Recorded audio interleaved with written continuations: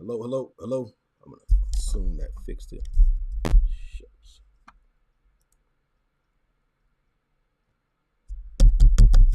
Can't get this for anything.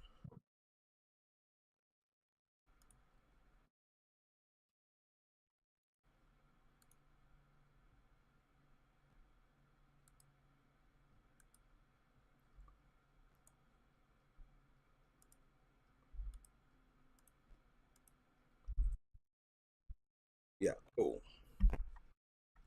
All right, so we should be good.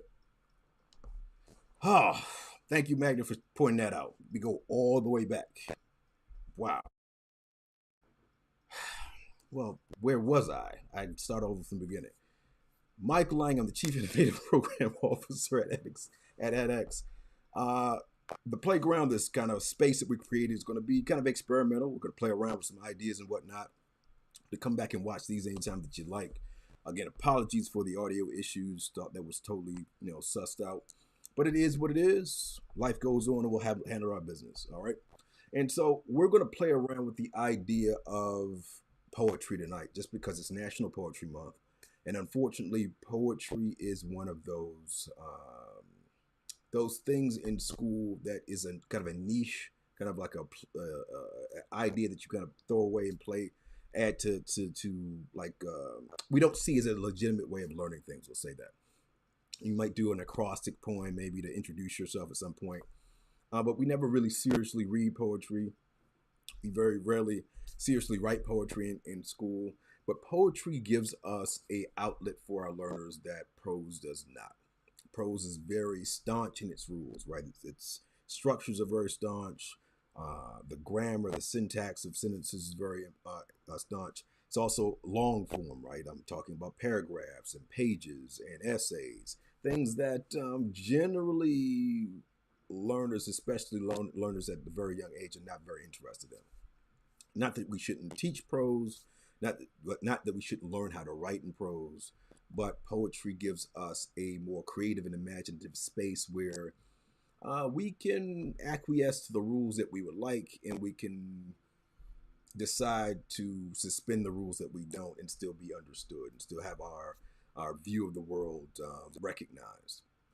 And about third grade-ish, I went to the library at Fort Lincoln Elementary School, Washington, D.C. Miss Perrin was our librarian. She was a great lady, one of the people that really stoked my desire to read. And she allowed us to kind of just wander around the library as most good librarians do. And I happened upon a book. And that book had an author whose name was all lowercase.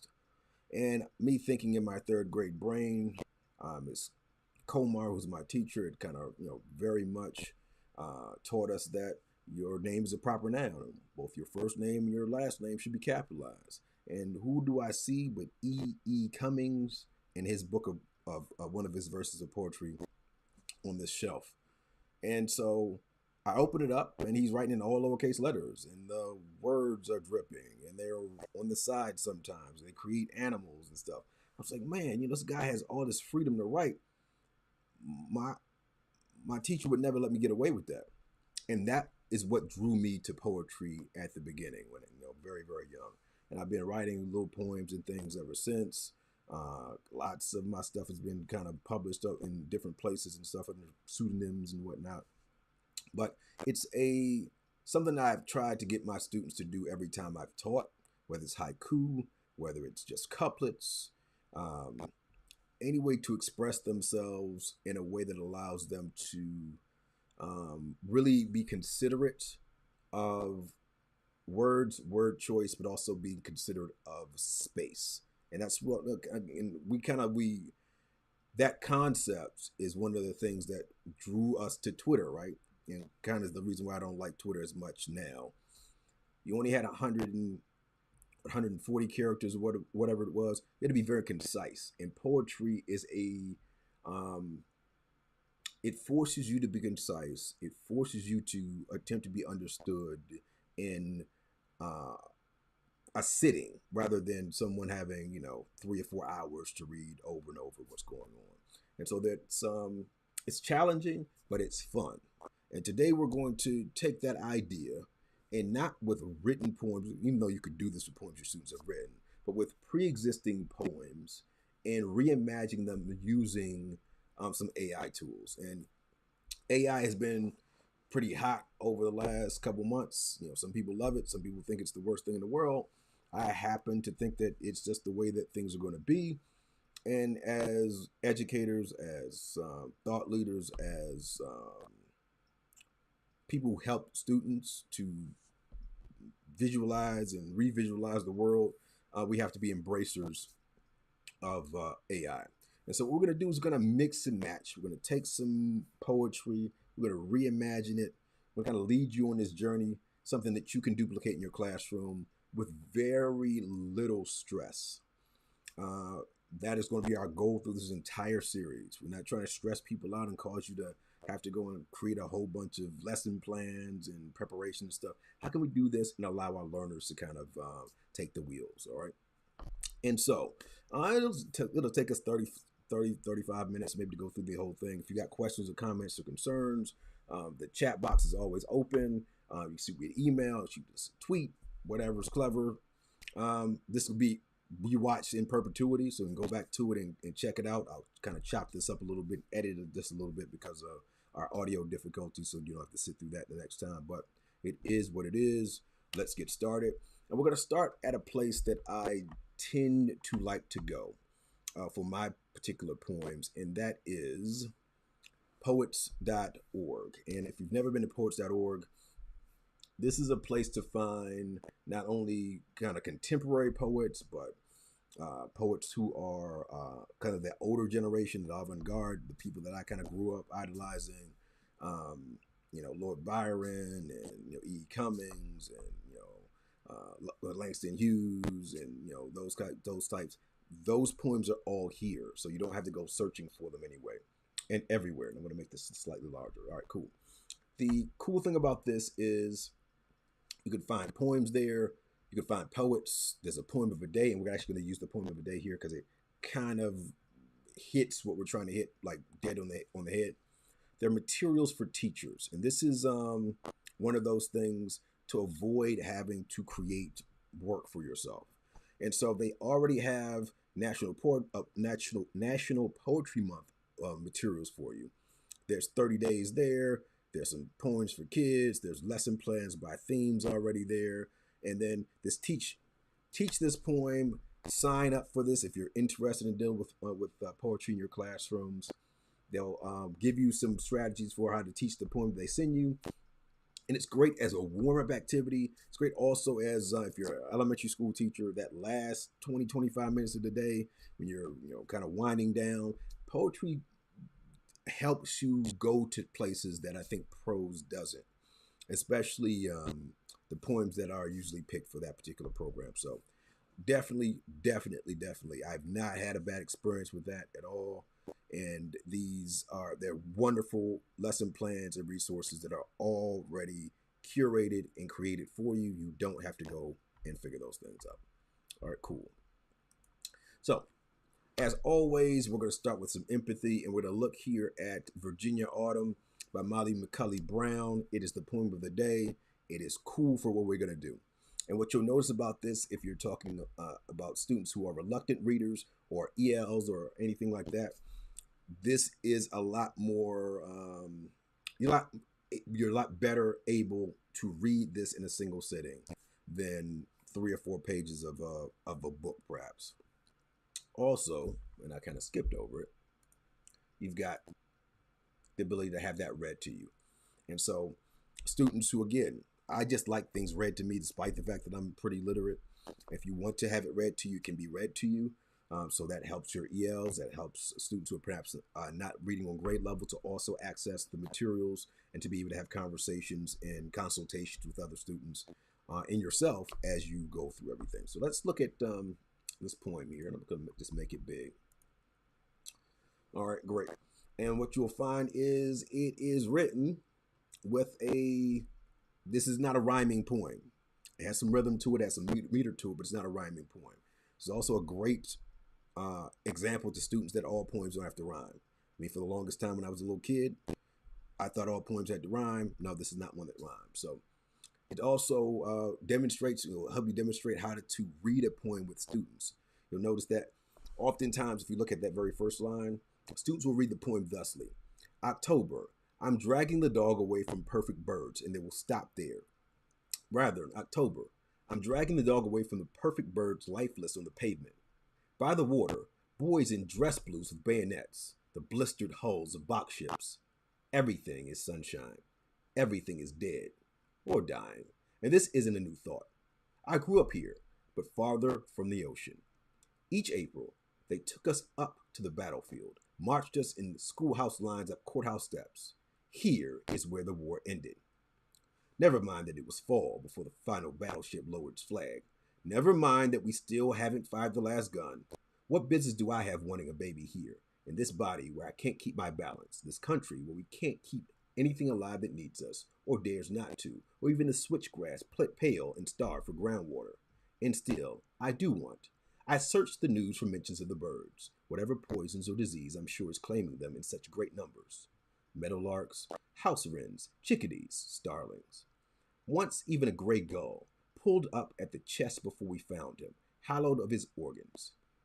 It takes a long time, too long, for me to understand the sun in this season is blinding, and the birds are flying into windows all around me, 14 stories up, flying into glass and falling.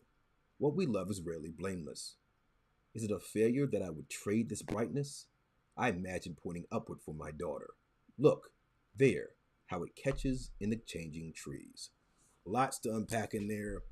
You've got some ecological things going on, progress, really, really super deep poem.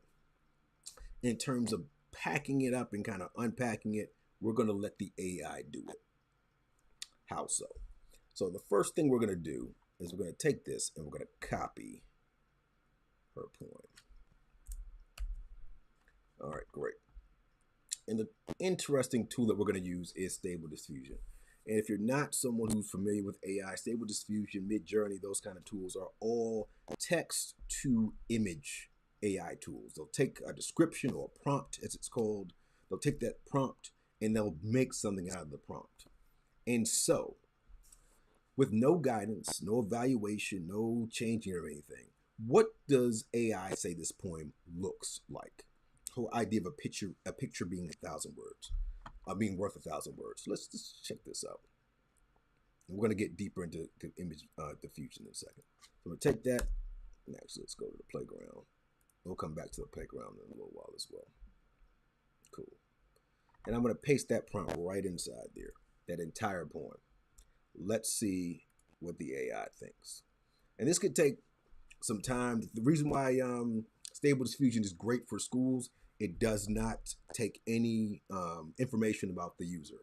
So outside perhaps my IP address or whatever, I'm not logging in. I'm not giving it my name, my age, or anything like that. I'm just using the tool. And so let's see what it says. So you see that it definitely caught on the idea of beach was there. You know, the images of the humans aren't super great. We got a boat there. I definitely got getting beach vibes from the poem, so it's picking up on that. All right, interesting beach vibes. Humans not looking too cool there. We kind of got like this weird collage type situation here with it makes you think of kind of a more rural beach community and stuff. You get those vibes from it. So it generally has the vibes that we want. Does it tell the story that we want, though, is the question. I don't think so. So let's kind of play around here just a little bit. Let's look back at this poem. And when we're designing images, all right, and when we're designing with AI, one of the things that gets lost in this is that people who haven't played around with the prompt generation stuff will think this is cheating, this is easy, you just tell it and it simply creates things. Prompt engineering is super difficult, especially if you're doing it without the aid of other humans, right? If you Google prompt engineering prompts for Stable Diffusion or Midjourney, whatever, you'll have a lot of research people have done. It's not a exact science, but it's really about students writing as descriptively as possible, and that is inside your standards, right? Descriptive writing, being able to utilize your text in order to instruct someone on how to do something. That's all you're telling the AI here. So it's not a situation in which we have abandoned the human capability of learning, of contributing, of collaborating. It really is a true collaboration between what you're describing, what your thoughts are in your head, and what you want the AI to accomplish.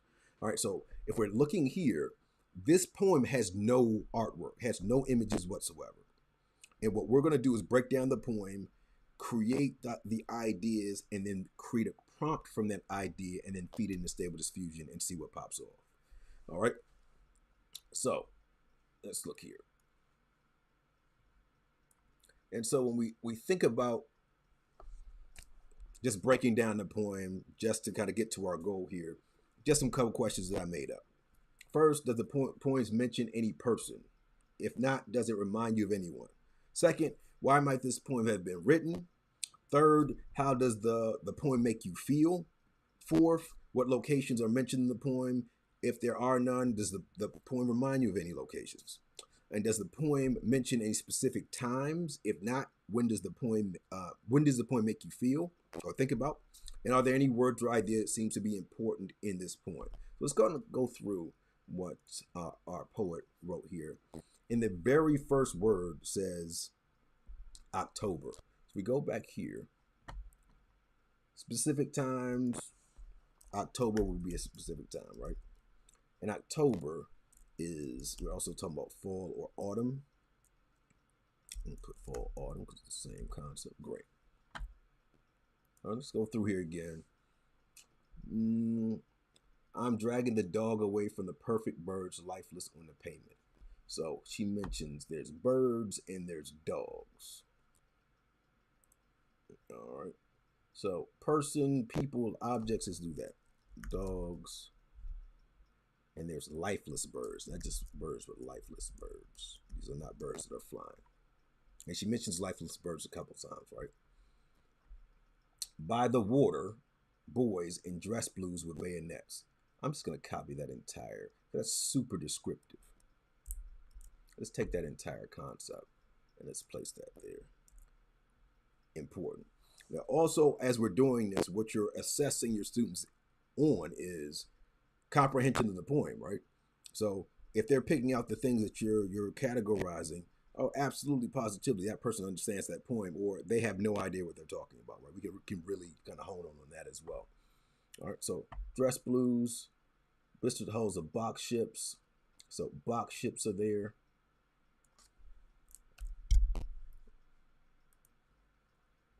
So person, that was say things or ideas it mentions. So box ships are a thing there. Cool. Everything is sunshine. So in terms of time of day or ideas there, we can say that sunshine is a time of day. Everything is dead or dying. This is a new thought. That really goes to that autumnish type of idea. I grew up here but farther from the ocean. All right, so each April, they took us to a battlefield. So this April is mentioned as well. And battlefields are mentioned. Let's put the location. So battlefield. Not battle. Battlefield. Also, the ocean is mentioned as well. All right, cool. They marched us in the schoolhouse lines up the courthouse steps. It's kind of giving me like Civil War vibes too. Like I'm thinking Appomattox. Really feels like it says Virginia, so I'm assuming there's definitely some Civil War vibes here. All right, so I'm going to write the word Civil War here as well in terms of time. And in terms of locations, we got a courthouse as well. All right, cool. We got a courthouse there. Never mind, this will fall behind a battleship load his gun. So that's again kind of this war theme that's there. Never mind, we still fired the last gun. What business do I want having a baby here in this body where I can't keep my balance? This country where we can't keep anything alive that needs us. Really, ecology in here is really, really, really deep. Meadowlarks, house wrens, and chickadees are dying. So that's interesting. So I'm going to add that there. Cool. She's in a building somewhere, flying in glass and falling, and she says her daughter here catches in the changing trees. So we really get that autumn in Virginia thing. At least I get it from just my background knowledge, right?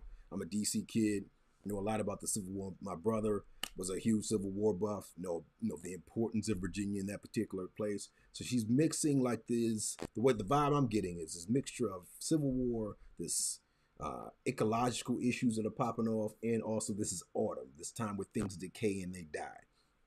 So very like visual poem. I dig that a lot. All right, cool. So we got that deal, and person, one more there. Her daughter is there. All right, cool.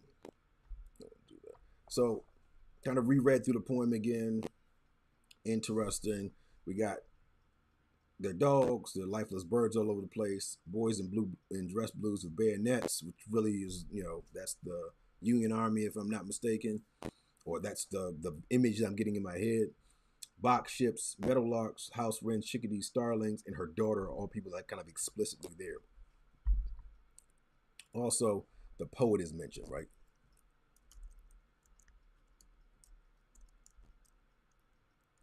Nope, don't do that. Don't do that. Okay. There we go. All right, cool. Well, leave that. Why might this poem have been written? I'm thinking this person believes in the environment, so they might be environmentalists.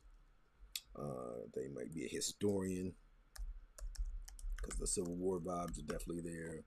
There's someone who is like concerned with the future. I think I'll roll with that. All right, cool. How does this poem make you feel?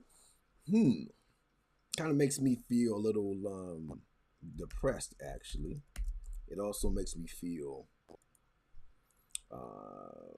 intrigued, because like in terms of just it made a lot of the neurons in my brain fire off about what was the actual meaning, what might be like the symbolic meaning of some of the things that she was saying.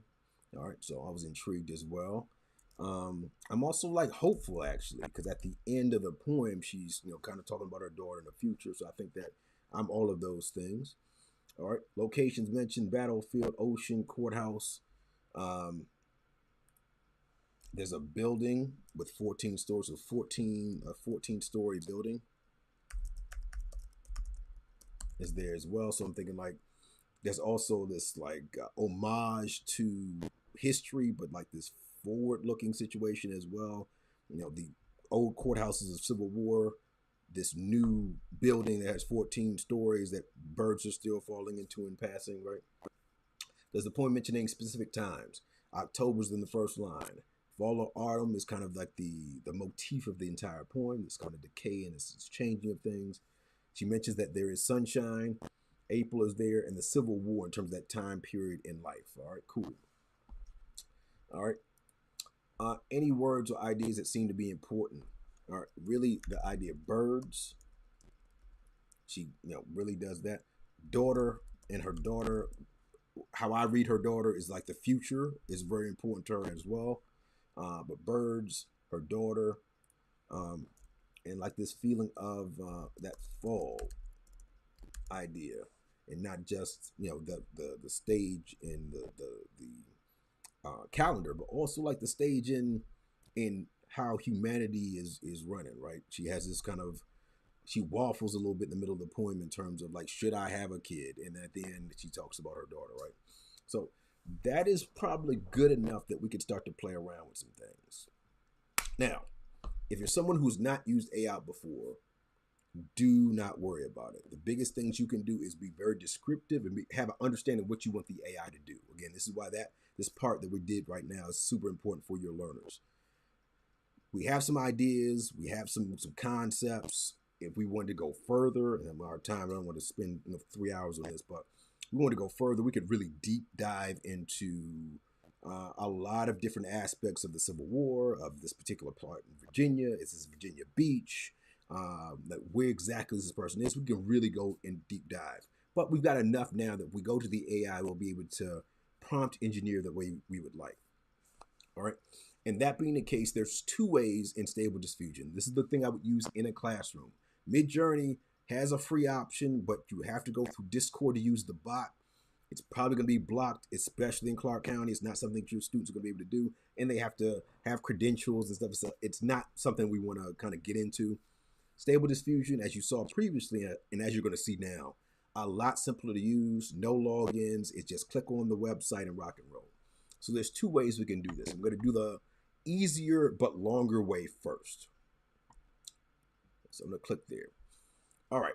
So if you look at the very top of the screen there's this word Stable Diffusion up here in the top left-hand corner. There's Playground, which you'll come to in a second. There are the features, things you can learn about it, the FAQs, search prompts. I'm going to stop there first before we get to the place that we want to go. Now, if you want to kind of circumvent having to take a lot of time to build your prompts, you might find a prompt that someone else has that's pretty close to what you want. So for example, if I were to search, let's say search the prompts for Virginia. All right, cool. All right, cool. We've got some pictures of presidents. Pictures of, all right, so we got some vampires and stuff. So, probably not exactly what I want. So I'm going to go up here and let's go to prompt generator. And you're going to notice that there's 3 boxes here. This is where I would tell you to start with your creation process, especially if you've never used Stable Diffusion before. Now, we're going to get some inspiration first from my ideas here. And you can take your students on kind of a journey. All right. What did you see as you were writing the poem? What image popped in your head? All right. And we're going to build a prompt. We're going to build the prompt the same way we would build a sentence. We can use the basic who, what, when, where, why, how, right?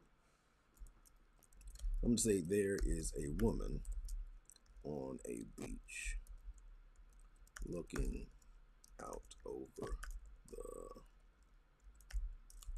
water with her child in her arms. She stares longingly at the waves,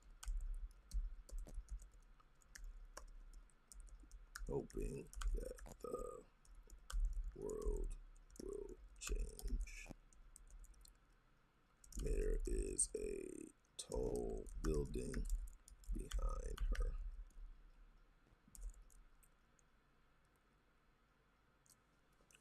All right. We got a who, right? What is she doing? She's got the kid in her hands. Where is she at? She's on a beach. There's a building behind her. We can go into deep, like we can really build the scene up. The other thing to think about is how do you want this to look? So we really want to, and there's some resources, plenty of places online where you can talk about what kind of film that you wanted on it, where the light is. You really be super descriptive. The more descriptive you can be, the better. But I'm not expecting like a 6-year-old to have that understanding. I'm going to keep this. I'm going to copy that. And we're going to put that in that short text prompt button and click generate prompts. So this is going to take a little while to do. And this is, again, I would start here, but this is the one that's going to take it some time to kind of look at your situation. And in their terms, they're going to prettify your prompt. They're going to add some embellishments and things to it. While it's doing that, I'm going to go and make a Google search. Not animatron, even though it's a cool tool. I'm gonna use Andy's. Andy Search is another AI tool. Who is a famous Civil War photographer? All right. So this is gonna give. This can be embedded in your Canvas module if you need to. But Matthew Brady, I already knew the answer to that question. If you've seen the very famous PBS documentary by Ken Burns, Matthew Brady, and his photography is mentioned all the time inside there. We can do a picture in the style of Matthew Brady. And so this might be a situation if your students have pre-existing knowledge, or if you were to bring them to this particular place. What if we made a photograph that looks like Matthew Brady's work?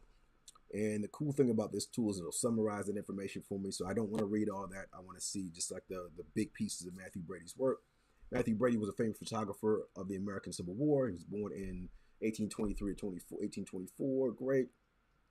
He opens the Daguerrean Miniature Gallery. So the daguerreotypes is what we're going to deal with. So that's the word that we want.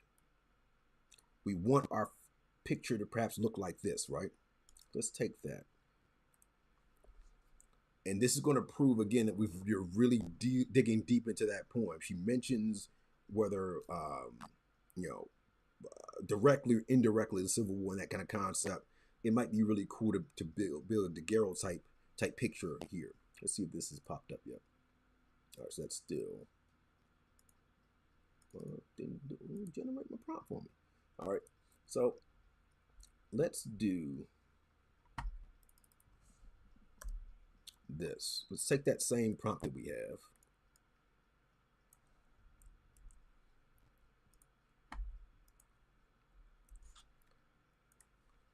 And let's stipulate that we want a photograph. All right, so we don't want just regular art, we want a photograph. So a photograph of a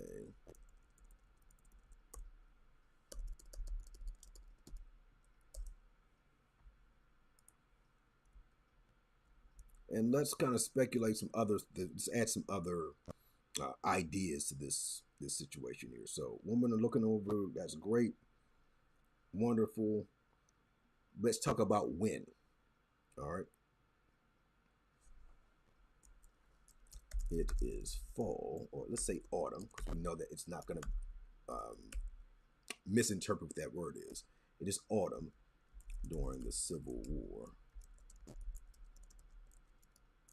It is autumn during the Civil War. The image is I don't want to misspell this word, so I'm going to take that. The summarize button again. I'm just going to copy that so I don't mess that word up. Bada bing. Still didn't get my magic one, so good. All right, cool. And we're going to see what this pulls away. The other thing that this helps your students do, if I don't get exactly what I want, I can edit and trim and move words around or eliminate words in order to get a truer picture of what's in my head.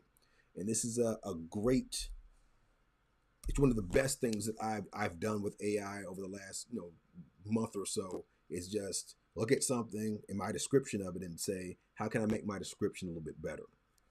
Let's see what it does with that. And there's an error. All right, cool. So let's refresh.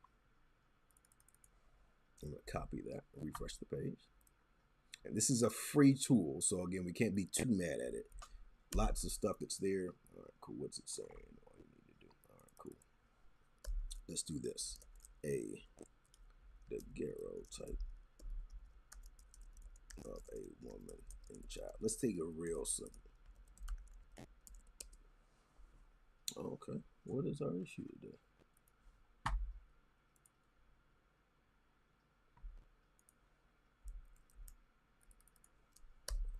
Let's see.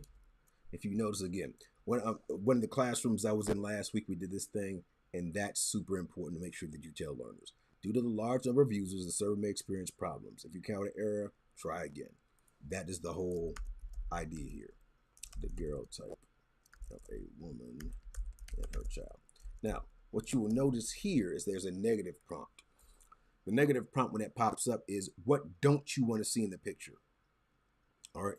So there is no, I don't know.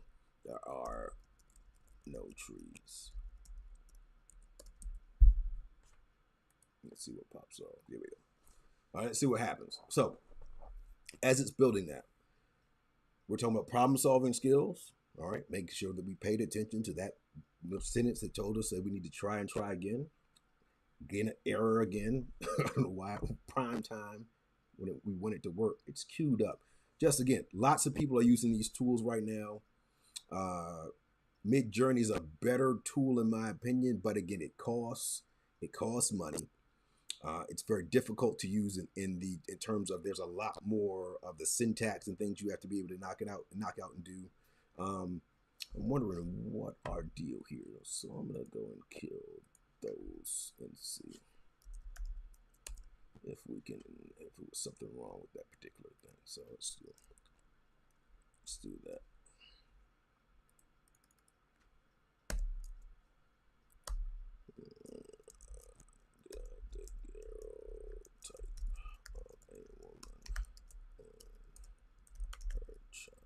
Let's see. Man, this really doesn't like us today, huh?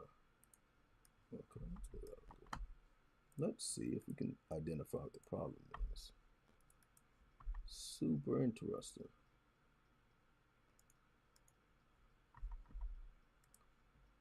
All right, ladies and gentlemen, let's see if one of their prompts will work. Yeah, seems like one of their prompts is working, so let's do this.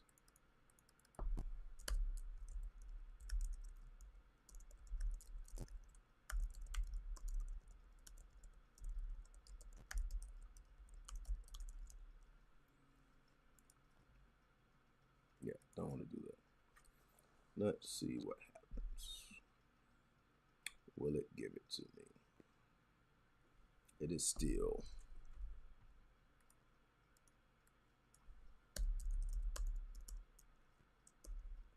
Let's just do a Civil War photo and see what pops off. So it generated that. Super interesting. Again, try again. Midjourney, get better tool. This is freeware. This is the reason why I wanted to kind of demo this, but this is not making me look very good. Let's see what pops off. Let's see.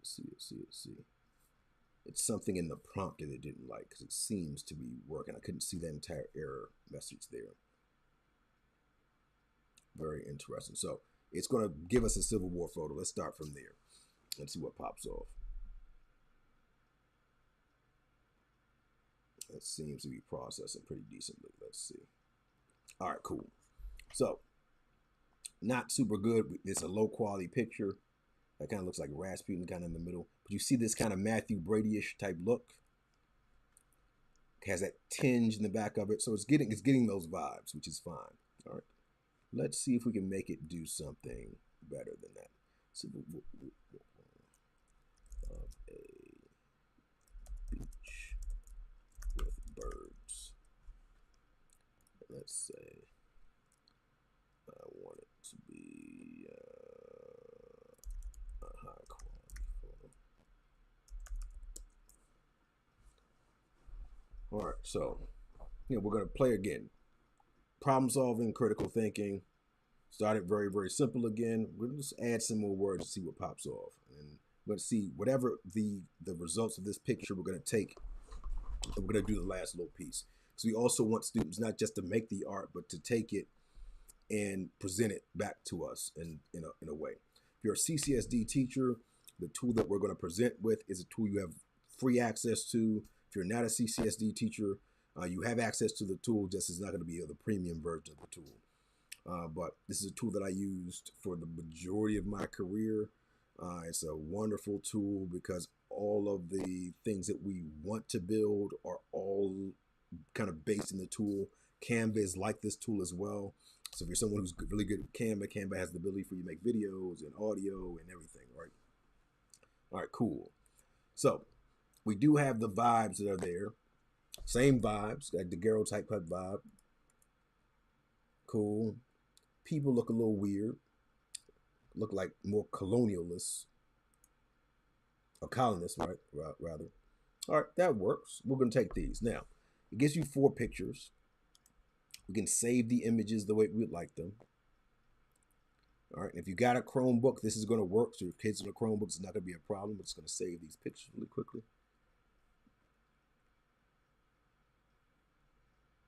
I'm just going to work with this one. It doesn't look the best, but you know, whatever. Let's go demo 1. Demo stable diffusion 1. All right, cool. So we got that deal. All right, back. Let's take this one. Demo SD2.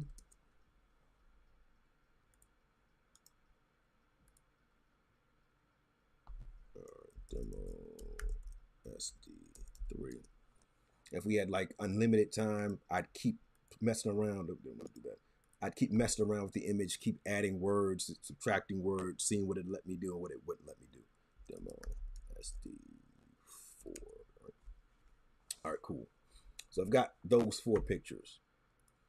So Adobe Creative Cloud Express is my go-to tool for students, just because, again, if you're Clark County, your students have premium access to this tool without you doing anything. Once they log in for the first time, they'll have access to all the templates and all that wonderful stuff. If you are a teacher person who doesn't know how to use this tool, it's one of the situations where you let your students kind of explore and play around with things. It's not, even though it looks like there's a lot of stuff on the screen, it's not a super complicated tool. So the first thing is that plus sign up at the top. And then determining how do we want to make sense of the 4 pictures that we had. We could take those pictures and make a video out of them. We could take the pictures and make a web page out of them. We can make just some graphics. Totally up to you. I'm gonna do the video just because it's one of the things that I think kids dig.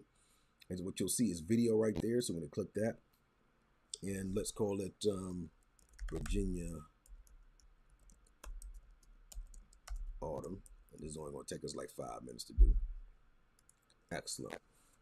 Now, you could utilize any of those things if you would like. I'm just going to hit start from scratch because I'm going to play around with this entire concept here. Now, this is going to pop up for us. Great, fine, dandy. We're good. I want to get the pictures inside here. And this is something you can totally do with your Chromebook. Kids can do with their phone apps work as well. But this is something that you can do for not only poetry and this kind of situation, for like anything that kids need to make meaning of and send back to you.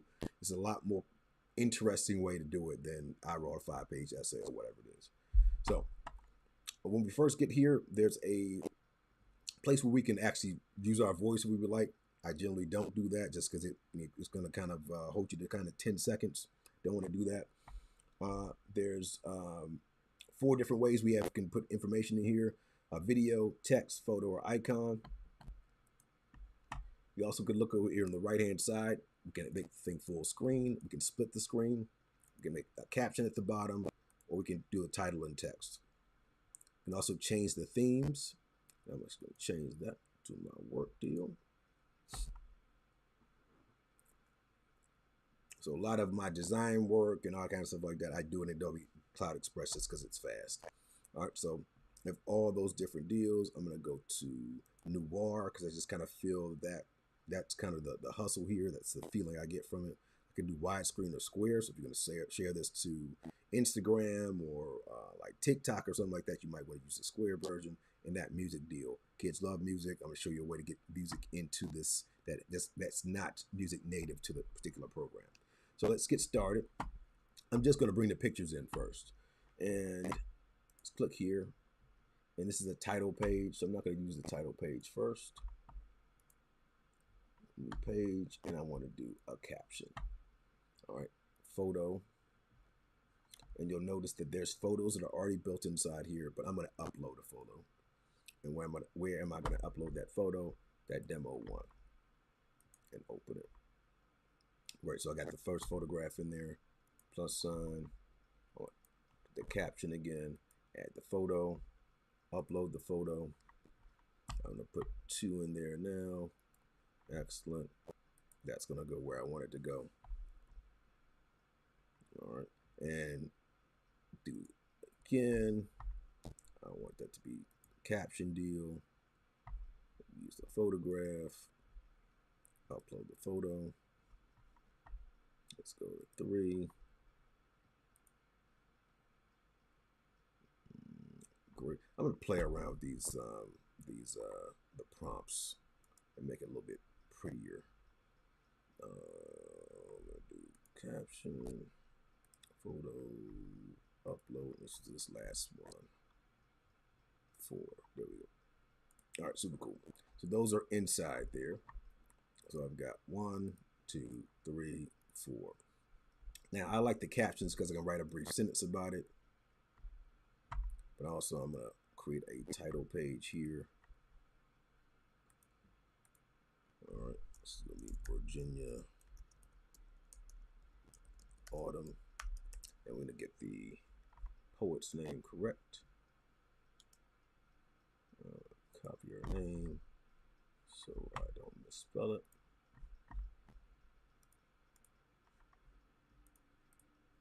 I'm gonna paste her name there. Cool. I'm also going to take that and I'm going to add a photo behind it just because, why not? Let's see what it gives us for Virginia. All right, that's kind of cool because it has the water. That really gives that autumn vibes to me. So cool, I got the vibes, my title page there, great. And now we can have the student make meaning of the actual poem, right? Let's break that down to four kind of ideas. So first we've got the poet is worried about the environment.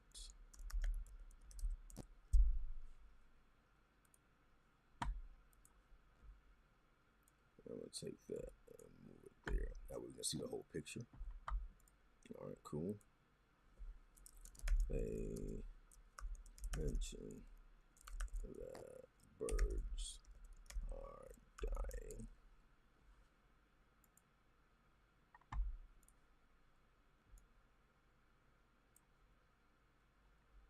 All right, cool.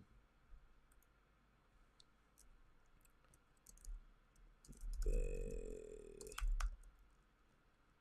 live close to a beach. Worry about the future.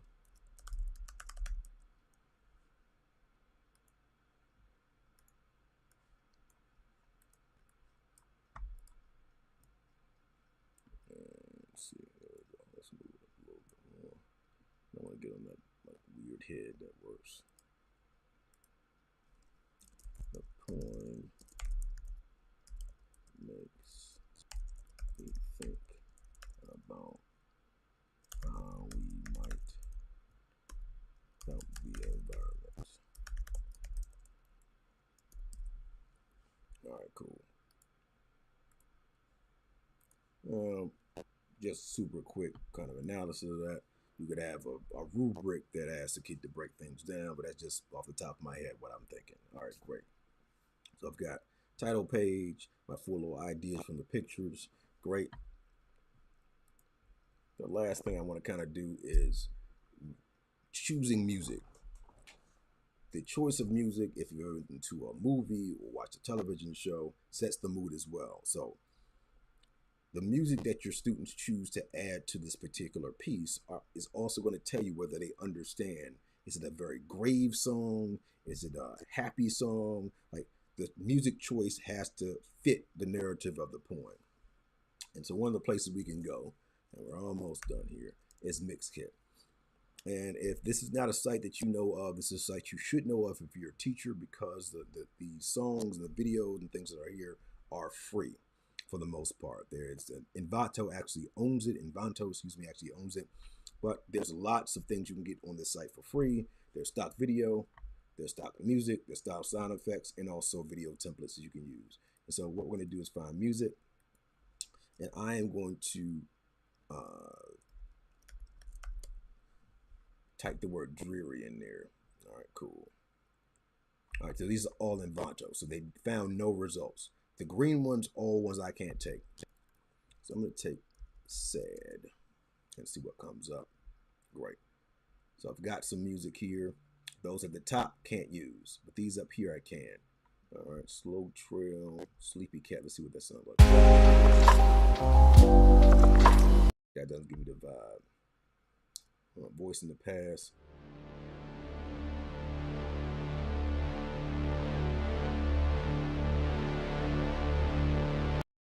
See that? That kind of gives me that kind of nostalgic, very pensive type. I'm gonna roll with that. So I'm gonna take that. This works on the Chromebook, so no problems. So I'm gonna hit that. Come back to my, and I'm gonna see that add my music. So I'm gonna click there, and bada bing, and open. Should add the song. It's there. And now, if we play.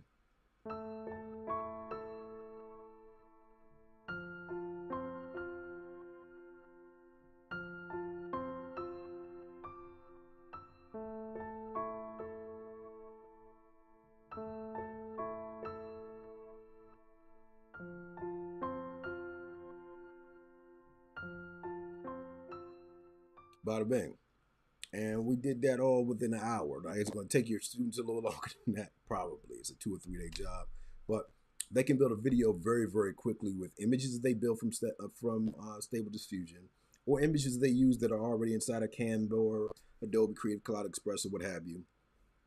Also by analyzing a poem, and their analysis is something that can be watched in 24 seconds rather than you doing some kind of deep dive 5-paragraph or 5-page essay. Something that is going to be a lot more enjoyable for them to do. Also, it's going to teach them those 21st century skills that we constantly are in need of in terms of analyzing a particular problem, thinking about a way that in which we can portray that particular the solution to that problem using the technology that we have on hand, and also again AI. We were able to build those things with AI. As I said before, if we had unlimited time, I'd go back and I would go and play with those prompts over and over again until they gave me exactly what I wanted, until the faces were perfect and everything was good. But we don't have unlimited time. And it's okay to put forward a product and then say, okay, look, if I didn't have the time constraints that I had, it would look a certain different way. See a problem with that at all. Now, this particular process is a process that you can utilize for anything and everything. It doesn't matter if it's poems, if it's not poems, or whatever it is. All of those products are free. They didn't cost you anything. Poets.org is totally free. Adobe Creative Cloud Express, whether you're in the Clark County School District or not, if your district has a email address that is an edu or .mb.ccsd or your district email, you'll be able to sign up for that service for no money. That doesn't cost you anything, and you take that product and you put it inside of your learning management system, and you'll be good to go. And so overall, it's a process that takes you no time. Also gives your students the ability to create variability. Everyone's video, analysis of the poem, prompts are going to be different. You're going to see all these different variations of success that allow you to also peer into the mind of your learners, see how they view the world as well. All right, so AI isn't something that you have to be afraid of at all. It's a super cool tool. Again, Midjourney, if you've got an extra couple dollars, Midjourney is a wonderful place for you to start to experiment with your own graphics and things. If you have not used Chat GPT, another tool to start to experiment with. But Stable Diffusion, because it's free, because it doesn't keep any information on the user, is probably what I would utilize in class, knowing, however, that those servers are very busy because lots of people are utilizing those things. All right, that's what we got for tonight. We'll be back next Wednesday, another poetry-focused deal. We'll look at haiku and kind of building haiku around audiograms and whatnot. Kind of an interesting process, something dope for you to do, especially if you are in the midst of standardized testing. It'll give your students a creative outlet for when they relieve themselves of having to go and sit down at the computer and just like type numbers and things. What could we make with those machines? What could we make with other people? All right, so for the playground, this is Mike Lang. Follow edX at ed.Xmachina on Facebook, on Twitter, and on Instagram. I will be in touch. If you love this video, great. Toss comments and whatnot. And we'll see you next week at 5 o'clock, Wednesday, every Wednesday for the foreseeable future. God bless everybody. We'll see you next week. Peace.